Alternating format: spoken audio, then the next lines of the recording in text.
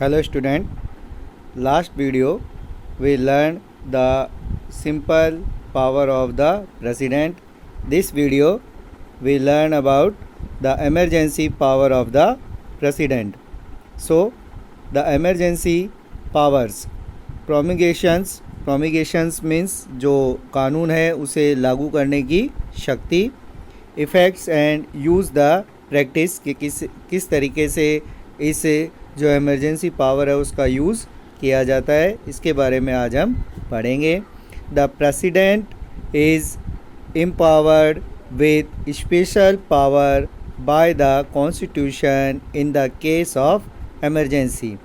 जो भारतीय संविधान है, भारतीय संविधान के अनुसार जो प्रेसिडेंट यानी कि राष्ट्रपति है उसे स्पेशल यानी कि विशेष शक्तियाँ दी गई है इमरजेंसी यानी कि आपातकाल के समय।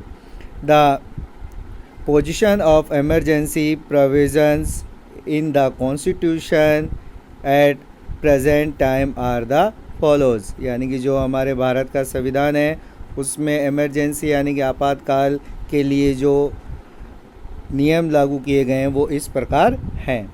First, emergency provision at the time of war, foreign invention and home unrest. यानी कि जो आपातकाल की जो पहली शक्ति है उसके अंदर वॉर यानी युद्ध की स्थिति में, फॉरेन इन्वेंशन यानी कि जो बाहरी आक्रमण है उसकी स्थिति में, एंड होम अनरेस्ट यानी कि अगर गृह युद्ध या गृह आपात की स्थिति उत्पन्न होती है तो राष्ट्रपति के द्वारा इस पावर यानी कि इस शक्ति का उपयोग किया जाता है। मेथड ऑफ डिक्लेरेशन यानी कि इसकी जो घोषणा की विधि है वो किस प्रकार होती है।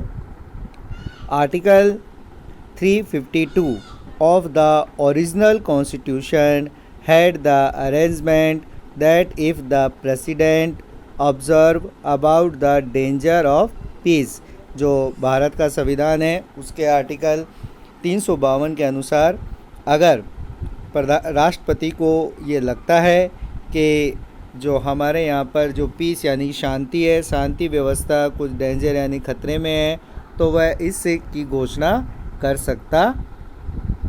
सकता है। अब इसमें जो होता है एंड नॉर्मेसी इन इंडियन और the any part then after the development the this type of situation in reality और about the apprehension of it. यानी कि अगर पूरे भारत में और या भारत के किसी एक पार्ट यानी कि एक भाग पर भी इस तरीके का जो आपातकाल की घोषणा की जा सकती है।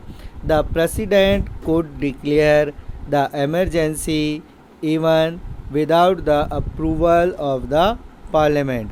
जो प्रेसिडेंट है वो बिना संसद की अनुमति के इस तरीके के आपातकाल की घोषणा नहीं कर सकता है। This arrangement lasted for 2 months and after the approval of the parliament, government can be retained in till the requirement। यानी कि बिना संसद की अनुमति के केवल 2 माह तक इस तरीके की घोषणा की जा सकती है। उसके बाद में संसद चाहे तो इसे आगे भी बढ़ा सकती है या इसे ख़त्म भी कर सकती है। But after 44th amendment of the constitution the provision in the disregarded is the follows। पर जो 44वें संविधान संशोधन में इसमें कुछ बदलाव किए गए जो निम्न प्रकार है। First, this kind of emergency can no be declare only after the apprehensions of war, external invasion and the arms rebellions. The emergency could not be declared in the name of internal disturbance। It means जो इससे जो आपातकाल की जो ये स्थिति है वो उसमें केवल वॉर यानी कि युद्ध और बाह्य आक्रमण पर ही इस शक्ति का उपयोग किया जा सकता है। इंटरनल डिस्टर्बेंस के अकॉर्डिंग इस शक्ति का यूज़ नहीं किया जा सकता। इट मीन्स प्रेजेंट टाइम में जो इमरजेंसी की जो पावर है according to article number 352 only use the war and external emotion.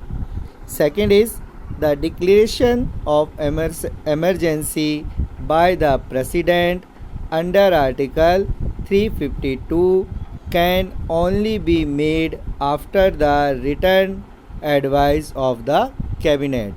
यानी कि 352 के अनुच्छेद में जो इमरजेंसी की जो पावर है, प्रेसिडेंट उसका यूज़ केवल जब कर सकता है जब कैबिनेट यानी मंत्रिमंडल लिखित रूप में जो प्रेसिडेंट को इसके यूज़ करने के लिए कहता है. Third is the assent of the parliament would be required within a month with its special majority. It means जो पार्लियामेंट है, पार्लियामेंट की स्पेशल मेजॉरिटी के बाद ही, जो अप्रूवल मिलने के बाद ही इस तरीके की पावर का यूज़ किया जाता है. स्पेशल मेजॉरिटी का मीन्स होता है total majority of both the houses. Both the houses मतलब Lok Sabha and Rajya Sabha separately and 2/3 majority of present and participating members this voted. यानी कि जो लोकसभा और राज्यसभा में अलग अलग बहुमत लिया जाता है और ये बहुमत 2/3 यानी कि 2/3 इट मीन्स 75% जो प्रेजेंट मेंबर्स होते हैं उनकी वोटिंग ज़रूरी होती है. And to keep it continue the permission of the parliament would be required after every 6 month. हर 6 महीने में 6 महीने के बाद संसद की अनुमति लेना आवश्यक होता है. The fourth change is the announcement of emergency can be terminated by the simple majority of the present and participating member of Lok Sabha. It means emergency की जो पावर है उसका जो यूज़ किया गया है उसे हटाने के लिए, उसे टर्मिनेट करने के लिए सिंपल मेजॉरिटी मीन्स जो लोकसभा है उसकी साधारण बहुमत की आवश्यकता होती है. साधारण बहुमत से द्वारा इसको हटाया जा सकता है. लगाने के लिए हमें जो स्पेशल मेजॉरिटी चाहिए होती है जिसमें 2/3 जो वोट्स प्रेजेंट मेंबर्स के वोट होने चाहिए और इसे टर्मिनेट यानी हटाने के लिए केवल